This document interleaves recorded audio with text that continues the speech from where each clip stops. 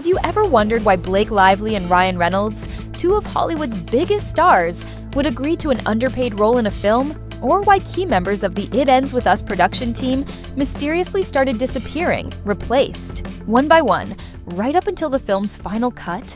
At first glance, these events might seem like random coincidences, but what if they're all connected? Today, we're diving into the theory that the so-called hijacking of It Ends With Us wasn't some chaotic accident, but rather a meticulously orchestrated strategy with a very specific endgame. And here's the real kicker. It may have had absolutely nothing to do with Justin Baldoni at all. If that sounds far-fetched, just wait. By the end of this, you might see why it's hard to dismiss these details as mere coincidence, and why this may have been a calculated power move from the very beginning. And she was such a brat that she wanted to control every scene, wanted to see all the dailies, wanted to do her own cut and did her own cut of the movie. All this is very unusual for just an actress in the film. But you can rest assured that based on the investigation we've done, the text messages we have, the receipts that'll go along with that complaint, she's dead in the water. Why would a major Hollywood star, someone who regularly commands multi-million-dollar deals, choose to undersell herself for a role? Well, the curious case of Blake Lively's $3 million paycheck in It Ends With Us might hold more significance. To everyday people, $3 million sounds like a fortune. But in the rarefied world of A-list actresses, that figure can be seen as a strategic undercut, especially when you consider how many blockbuster hits Blake has under her belt.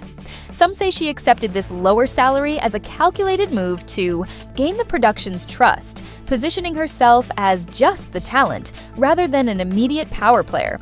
Allegedly, this underpayment wasn't simply a random compromise. It was step one in a 5-step plan. In return, Blake secured an executive producer credit. Now, for many high-profile actors, this kind of credit is often little more than a glossy add-on. But what if it was more than that here? Some point to Ryan Reynolds' Deadpool experience as the perfect parallel. For the first film, Reynolds was shockingly underpaid, just $2 million for the starring role. But by playing the long game, he flipped that into $40 million for Deadpool 2 and a staggering $50 million for Deadpool 3. The difference? By the sequel, he had secured not just a massive payday, but creative control and leverage over the franchise. Could Blake have been following the same blueprint? After all, It Ends With Us already has a sequel. It Starts With Us in the works. If history repeats itself, this could mean an even bigger opportunity for Blake. One where she's not just the star, but the one calling the shots. If so, it raises a question. Was this entire underpayment scenario just a convenient coincidence, or the first domino in a carefully orchestrated chain of events leading to total control? Is there any just chance exclusive. that we could I'm have a exclusive sequence? calling her. What chance that you can have a what? A sequence, like It Starts With Us. Oh. I mean, if Colleen has her rights, I'll go anywhere. I'll follow this woman anywhere. Y'all heard her. Step 2, wait until the budget is nearly drained. With step 1 complete, it was time for the next move. Let the production burn through as much money as possible, then strike. It Ends With Us had a strict $25 million budget, entirely funded by Justin Baldoni's own production company. Unlike major studio-backed films, there was no bottomless Hollywood safety net once the money was gone. There was no saving it. At first, it looked like normal last-minute adjustments, just the usual chaos of a film set. But in this case, those so-called small changes allegedly snowballed into a budgetary meltdown. The biggest red flag? Blake Lively's reported wardrobe demands. After weeks of costume prep and fittings, she scrapped everything, insisting on an entirely new wardrobe. The production had already spent time and money selecting each outfit, only to be forced to repurchase, retailer, and even ship the new clothes directly to Blake and Ryan's home. These sudden expenses didn't just dent the budget, they pushed it dangerously close to the breaking point. With every extra dollar spent, Baldoni found himself with fewer and fewer options. By the time half the budget was gone, standing up to Blake's demands could have meant sinking the entire project. To many, this didn't look like an accident, it looked like a deliberate strategy. Apply enough financial pressure, and suddenly, no one can say no. Because once a production is teetering on the edge, any threat to walk away becomes catastrophic. If that's true, then these last-minute demands weren't random at all. They were part of a calculated power play. And it's just disgusting when you go after someone, you try to destroy their life, And actually the evidence shows something different. Blake Lively was no victim here. She was in control, she was in power, and she took over this film. By this stage, Blake Lively had already begun to push for major rewrites in It Ends With Us. Yet, she wasn't doing it alone. She had Ryan Reynolds and Taylor Swift by her side, two powerhouses capable of applying serious influence. It all came to a head when Blake invited Justin Baldoni to her home for what was supposed to be a simple discussion about ideas.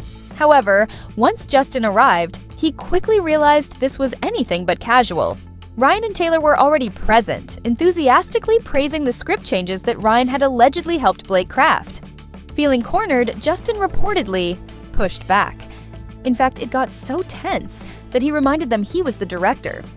Well-founded that it's Taylor Swift, her BFF, at the Reynolds penthouse in Manhattan, where Ryan Reynolds allegedly bullied Justin so badly that a Sony representative who was there, the production team behind the movie, and her biggest takeaway was, I am very sorry that I let him get away with doing that to Justin. It was so nasty. Making it clear that final decisions were supposed to rest with him. Despite the social pressure, he did not give an immediate green light to the revised scenes. Later that night, Blake followed up with a text message to Justin, this time referring to herself as Khaleesi, a nod to Game of Thrones, and calling Ryan and Taylor her dragons. This seemed to symbolize the support they offered her, much like Daenerys Targaryen's fire-breathing allies.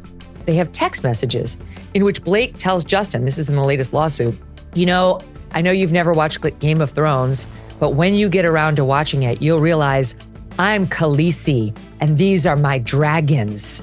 And I have the best dragons in the business, right? Ryan Reynolds and Taylor Swift. And what they're alleging is that, let's face it, none of us has ever heard of Justin Baldoni before this whole thing. I mean, who the hell is he? I guess he's in some small thing I never saw. But she's saying, F with me and we'll crush you. My dragons and I, the biggest movie star, one of them in the planet, the biggest pop star in the planet, and I will hurt you. But that wasn't the only development that night. Because just hours later, Justin Baldoni sent Blake a voice message at 2 a.m. Reading the second part of your message, my heart sank. And damn right, you got great friends if that's how you felt and they knew that. But I just wanted you to know that I didn't need that because it's really good and it's gonna make the movie sing like you said. And I am so sorry you have been through what you've been through with these other filmmakers and producers or whoever the people were that you worked with. The question is, what changed between that tense standoff and this late-night message? Did Justin suddenly have a change of heart? Or was he simply left with no other choice? Whatever the reason, one thing was certain. By the end of the night, Blake's rewrites were set in motion. And as for Justin, he was no longer the one truly calling the shots. Not long after Blake Lively and Ryan Reynolds established a foothold in the project, the entire film world was brought to a standstill by the actors' and writers' strikes. For most productions, this pause spelled financial risk and uncertainty. But for Blake, it allegedly presented the perfect window to deepen her control over It Ends With Us. During this forced downtime, she reportedly leveraged Ryan's own experience in renegotiating for Deadpool 2, where he secured greater creative power and a massive profit-sharing deal. Following his blueprint, Blake unveiled a list of 17 non-negotiable demands upon her return to the project, insisting on more creative oversight and final say in key production decisions. Justin Baldoni, by that point, was said to be trapped. He had already poured personal finances into the film, the budget was stretched thin, and Sony Studios, co-distributor, considered Blake's star power critical for marketing success. Losing her now would mean throwing the entire film into jeopardy. So, while most productions were hunkering down, hoping for a swift end to the industry-wide strikes, Blake allegedly seized the moment to rewrite the rules. Under those circumstances, even the official producer and director found himself with very limited options, inching him closer to granting Blake the full control she'd been edging toward from the start. My favorite part of what I've read of this suit so far is that Blake Lively did not even read the book that the movie was based on. Correct. And we're not talking War and Peace. This is a book that's probably written at a second grade reading level. Yeah. By the time filming wrapped, it seemed that nearly every move Blake Lively had made was carefully crafted to satisfy the Producers Guild of America's requirements. showing she'd taken on real responsibility from script involvement to post-production. According to multiple sources, she replaced key staff, including editors, while the original composer was let go, allegedly due to personal issues tied to Taylor Swift. Meanwhile, Ryan Reynolds was said to have written the film's crucial rooftop scene, though Justin Baldoni apparently didn't learn about Ryan's role in that until the premiere. So the iconic rooftop scene in this movie, my husband actually wrote it. Nobody knows that, but you now. Blake and Ryan also spent extra time in the editing suite, shaping the final version during what's typically the director's protected period. The next thing you know, she took over the editing. She started making threats that she wouldn't promote the movie, that she wanted to be in control of marketing of the movie, that she would do nothing in terms of promotion unless she was the actual editor. On top of that, there were rumors of Blake trying to cross-promote her personal ventures. What an incredible summer you're having. I feel like you poured a lot into this movie, but then you turned around and you were just as supportive of Ryan. What is it like to... And my hair care company, Blake Brown, my goodness gracious. It's been crazy. It's been a crazy week. I haven't slept in like a lot of time. All of these actions, script changes, staff replacements, soundtrack influence, and marketing oversight seem less like random star power demands and more like a strategic checklist. Each step designed to meet the PGA's criteria and elevate Blake from actress to bona fide Hollywood power player. And if you believe some industry insiders, even her choice of film was no coincidence. Reports suggest that Blake intentionally selected a low-budget production because it would be easier to manipulate. With only $25 million to work with, pushing the project over budget was always a looming threat, one that ultimately worked to her advantage. Once the production reached a financial tipping point, she could leverage that instability to take control. But if there was ever any doubt that Blake was completely disconnected from the subject matter of this film, one particular moment sealed it. Because when confronted with a question about the real victims of domestic violence, her reaction spoke volumes. But for people who see this movie, who relate to the topics of this movie on a deeply personal level, they're really going to want to talk to you. This movie is going to affect people and they're going to want to tell you about their life. So if someone understands the themes of this movie, comes across you in public, and they want to really talk to you, what's the best way for them to be able to talk to you about this? How would you recommend they go about it? Like asking for like my address or my phone number or like my location share. Or I could just location share you and then we could... By the time two competing versions of the film emerged, Justin Baldoni's cut versus Blake Lively's cut, the tension on set was at an all-time high. According to insiders, test screenings suggested Justin's version resonated better with early audiences. But that didn't matter anymore, because Blake allegedly held the ultimate trump card. It said she threatened to withdraw from all marketing efforts if her cut wasn't chosen as the final version. For an executive producer to have a competing cut of a film is incredibly bizarre. But when she starts threatening people and saying, I'm not going to promote the film, I'm not going to do anything unless you use my cut, that's when it starts to be awfully incendiary. But she didn't stop there. She supposedly hinted she could take Colleen Hoover, the author of the book, along with her, effectively denying Justin any further collaboration or endorsements from the source material. For a film so heavily reliant on the novel's loyal fan base, losing its biggest star and the author's public support would have spelled near certain doom. With the film's budget already maxed out and Sony Studios co-distributing, no one wanted to risk derailing the project by calling Blake's bluff.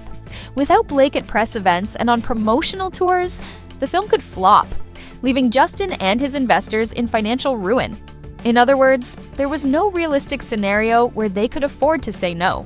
So, even if Justin's cut performed better in early screenings, the final choice was a foregone conclusion. They went with Blake's version. The ultimatum had done its job, confirming that the real power behind It Ends With Us had quietly shifted straight into the hands of Blake Lively. As this alleged saga draws to a close, one question lingers. Why would two people, rumored to have a combined net worth in the hundreds of millions, fight so hard for total control over one film adaptation? If they already have vast wealth, what more could they possibly need? Some say it's not really about the paycheck, it's about power and legacy. By solidifying their status as producers, Blake Lively and Ryan Reynolds could open doors to new franchise opportunities, potentially turning It Ends With Us into just the first domino in a sprawling Colleen Hoover film empire. That means more clout, more deals, and of course, more money. But at what cost? For Justin Baldoni, who supposedly poured his heart and wallet into this project, it might have meant a near-total loss of creative control.